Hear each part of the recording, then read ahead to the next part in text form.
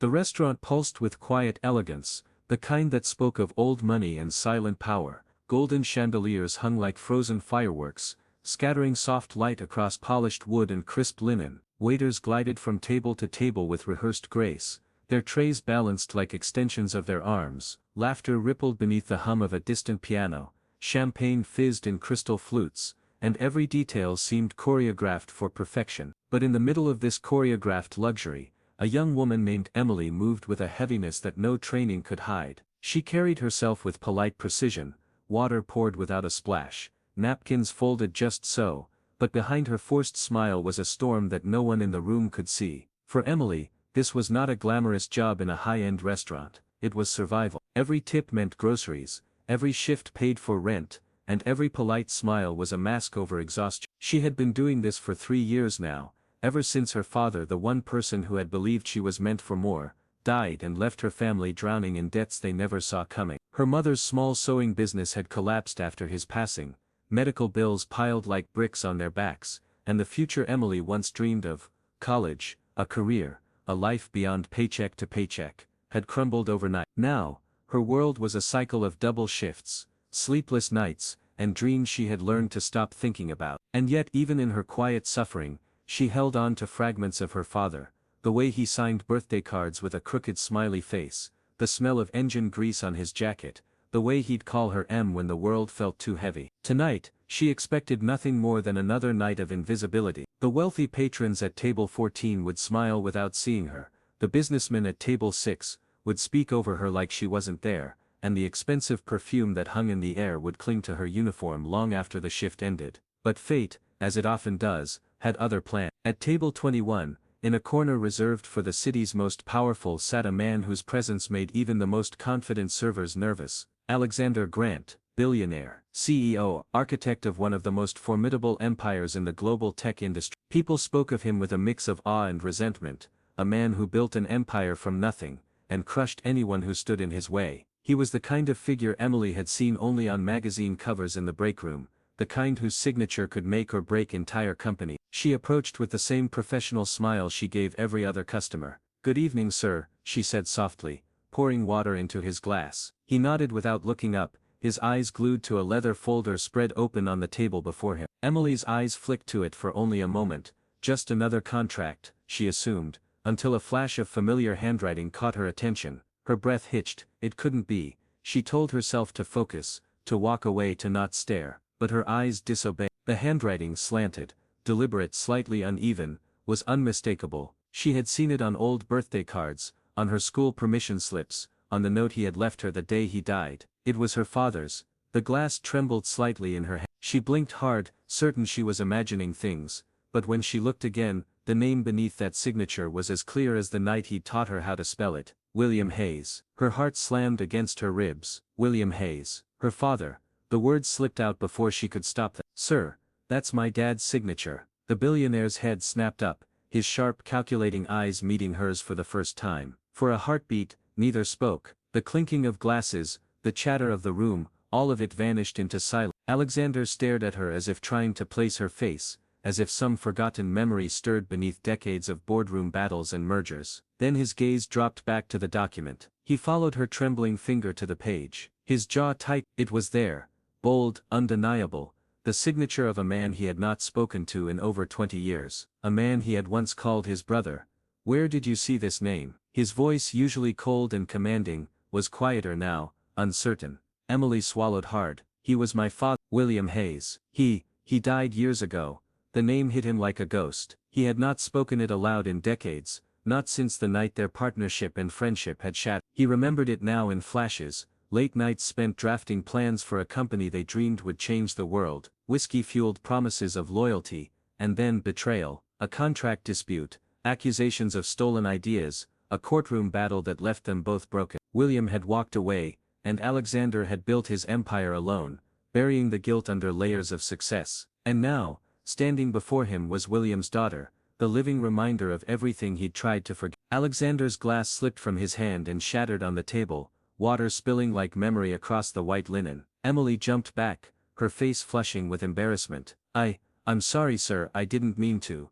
But Alexander wasn't listening. His chest tightened, his breath shallow. This young woman, this waitress serving water in a restaurant where he signed billion-dollar deals, was the daughter of the man without whom he might never have succeeded. "Tell me about him," he said suddenly, his voice softer now. Emily hesitated. "There's not much to tell. He was everything. Smart, kind. He worked himself to the bone to give us a good life. And when he died, everything fell apart." Her voice wavered, but she steadied it. "My mom did her best, but we lost everything. I never finished school. I work here now. It's not much, but it's enough." Each word was a knife in Alexander's chest. He had built towers of glass and steel, bought private jets, funded space programs, but here was the daughter of his old friend, living a life of quiet suffering because of choices he had made. Guilt, the kind that no amount of money could erase, pressed down on him. He looked at her again, not as a waitress, not as a stranger, but as a second chance. "Emily," he said, reading the name from her tag, "I owe your father more than I can ever repay." She frowned, unsure how to respond. "You don't owe us anything, sir,"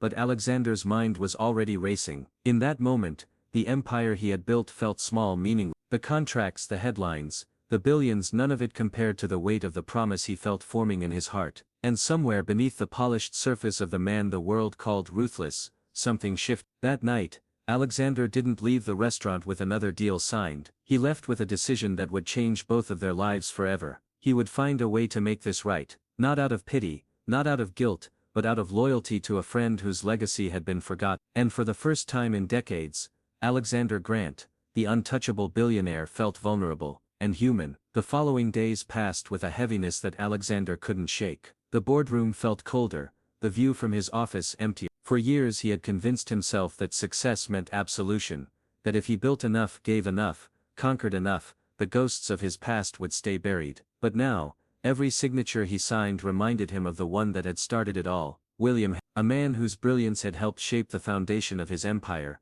and whose daughter was now pouring water into glasses to survive. Alexander didn't sleep much that way. Instead, he found himself pacing the vast halls of his penthouse, replaying every memory, the arguments, the fallout, the silence. It wasn't just guilt that gnawed at him, it was shame, shame that in his hunger for success, he had abandoned the people who helped him get there, and shame that while he was dining with presidents, and building billion-dollar partnerships, William's family was fighting to keep the lights on. By the end of that week, Alexander had made a decision. Redemption couldn't change the past, but it could rewrite the future. The first step was quiet. He instructed his legal team to track down the details of William's estate. It didn't take long.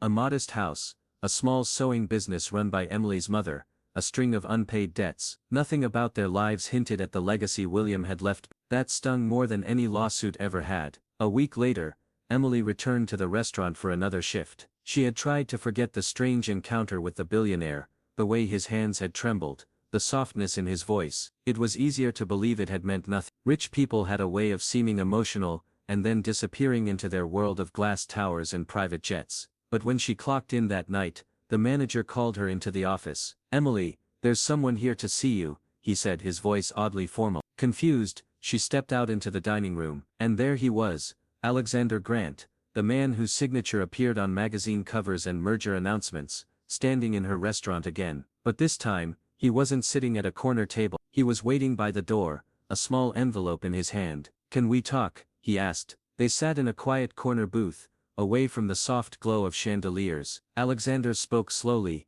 carefully, as if each word carried the weight of decades. "I need you to understand something," he said. "Your father wasn't just my partner, he was my brother. He believed in me when no one else did. And I failed him, not because I stopped caring, but because I was too proud to admit I was wrong." Emily listened in silence, unsure what to say. He slid the envelope across the table. "This is for you." Inside was a scholarship letter, full tuition, books, living expenses, everything she would need to return to college and finish the degree she had abandoned years ago. Her breath caught. I can't accept this."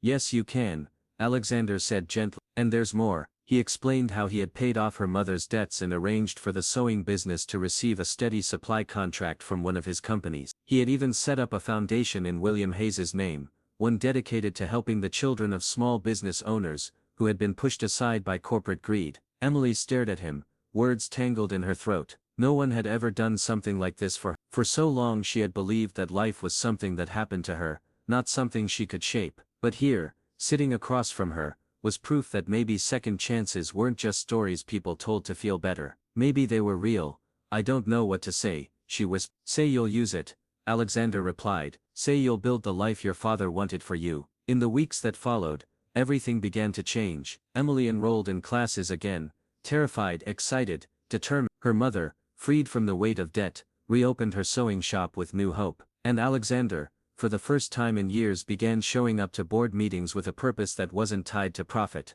But the biggest change wasn't on paper. It was in the small, quiet moments, the way Emily began to smile without forcing it, the way her mother hummed while sewing, the way Alexander paused during his walks through the city to notice people instead of passing them by. One evening months later, Emily invited Alexander to a small ceremony at her university. She was being honored with a scholarship award, but when she took the stage, she didn't talk about money or opportunity. She talked about her father, about the man who had believed she could change the world, about the dreams she had once buried under bills and grief, and about the stranger who had once been part of his story, the man who chose to honor a promise long after anyone expected him to. Sometimes, she said, her voice steady and sure, life takes everything from you, but if you keep going, if you keep believing, it might just give you something even greater in return. My father taught me that, and now I know it's true. Alexander watched from the crowd, his chest tight with something he hadn't felt in decades. Pride, not for himself, but for a man he had once betrayed and the daughter who carried his legacy forward.